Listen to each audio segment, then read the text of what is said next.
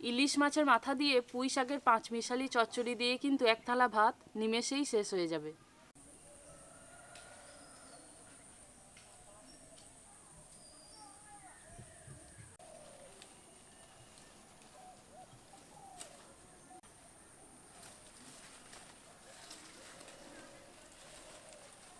অনেকটা পরিমাণ পুঁই গাছ কেটে নিয়েছি, এবার চলে যাব রান্নার কাছে।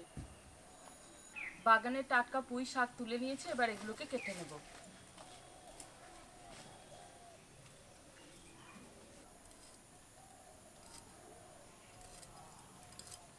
এক আঙুল করে রেখে ডাঁটাগুলো কেটে নেব।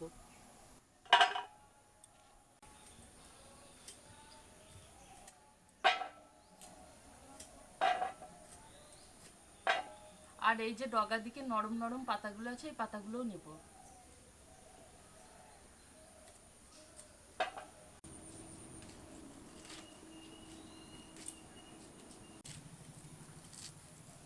ডাঁটা শুদ্ধ পাতা আমি কেটে নিয়েছি, একটু বেশি পরিমাণ নিয়েছি। সবজির মধ্যে এখানে নিয়েছি কচু, আলু, ঝিঙে আর কুমড়ো। আর পুঁই শাকের মধ্যে এই সবজিগুলো দিলে বেশ খেতেও ভালো লাগে। এখন এই সবজিগুলো আমি লম্বা করে কেটে নেব।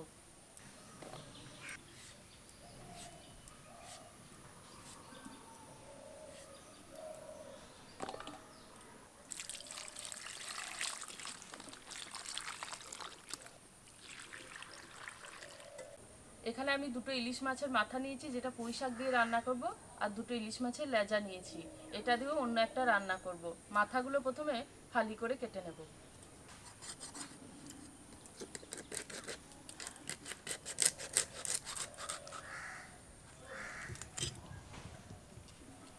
এখানে কিছু মশলা নিয়েছি, মশলাগুলো শুকনো কড়াইতে ভেজে নেব।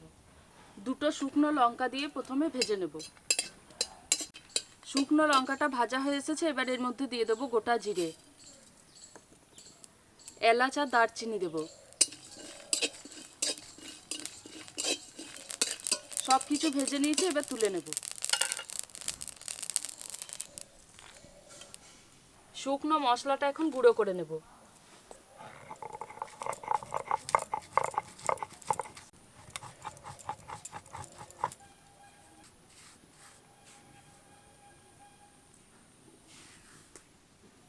ইলিশ মাছের মাথা আর লেজার মধ্যে লবণ দিয়ে দেবো পরিমাণ মতো, আর হলুদ গুঁড়ো দেব।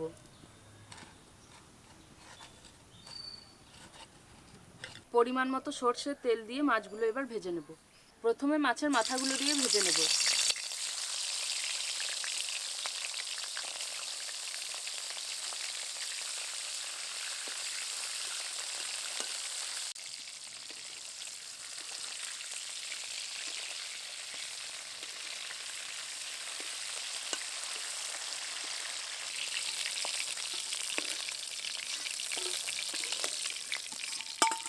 এবার লেজাগুলো দিয়ে ভেজে নেব।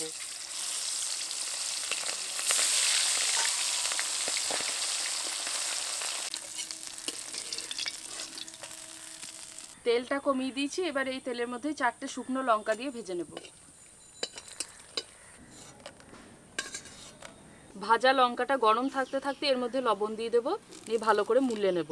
ঠান্ডা হয়ে গেলে কিন্তু এই শুকনো ভাজা লঙ্কাটা আর মোলা হবে না। এই তেলের মধ্যে দিয়ে দেবো দুটো শুকনো লঙ্কা আর 5 ফোড়ন দেবো সামান্য। ফোড়নটা ভাজা হয়ে এসেছে, এবার এর মধ্যে কেটে রাখা সবজিগুলো প্রথমে দিয়ে দেব।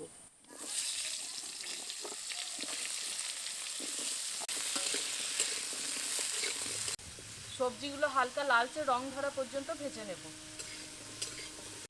সবজিগুলো একটু ভাজা হয়ে এসেছে, এবার এর মধ্যে দিয়ে দেবো কেটে রাখা পুঁই শাক।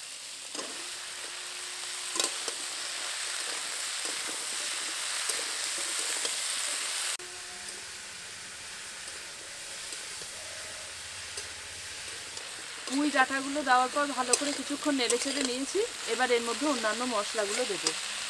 আদা বাটা দেব, লবণ দেব স্বাদ মতো, আর হলুদের গুঁড়ো দেব।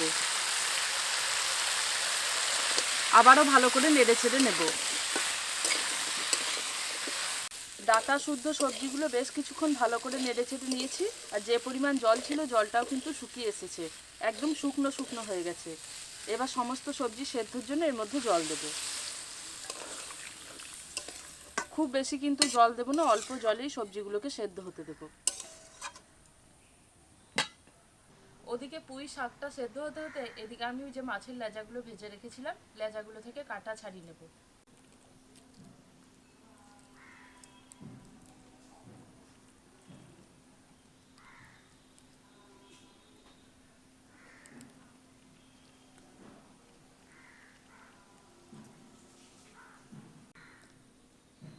সব কাঁটা যে বাদ দিয়ে দেবো তা কিন্তু নয়, দু একটা কাঁটা থাকলেও কিন্তু কোনো অসুবিধা হবে না। মাছের কাঁটাগুলোকে ছাড়িয়ে নিয়েছি, এবার এর মধ্যে দিয়ে দেব ঝুড়ো করে কাটা পেঁয়াজ, আর এই যে শুকনো লঙ্কাটা মুলে রেখেছিলাম লবণ দিয়ে, এটা দিয়ে দেব। মাছ ভাজা তেল দিয়ে দেব। এবার সবগুলোকে ভালো করে মেখে নেব।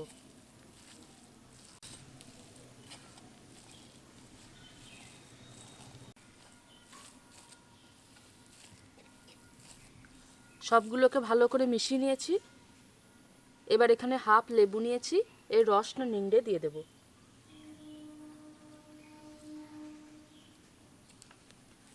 আবারও ভালো করে মিশিয়ে নেব।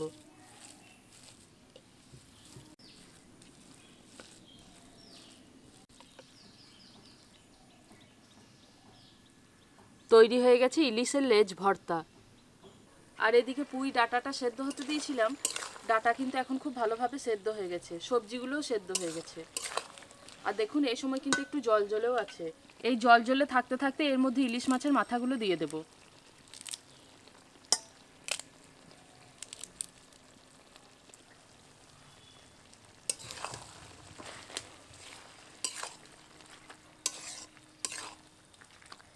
আবারও চাপা দিয়ে রাখবো কিছুক্ষণ। যে পরিমাণ জল ছিল জলটাও কিন্তু একদম শুকনো শুকনো হয়ে এসেছে। এবার এর মধ্যে দিয়ে দেবো স্বাদ মতো চিনি, আর যে ভাজা মশলাটা গুঁড়ো করে রেখেছিলাম এটা দিয়ে দেব। ভালো করে মিশিয়ে নেব এবার। আর কিন্তু শুকনো করব না, এরকম একটু মাখা মাখাই থাকবে। এবার এটাকে আমি নামিয়ে নেব। ইলিশ মাছের মাথা দিয়ে পুঁই শাকের পাঁচমিশালি চচ্চড়ি দিয়ে কিন্তু এক থালা ভাত নিমেষেই শেষ হয়ে যাবে।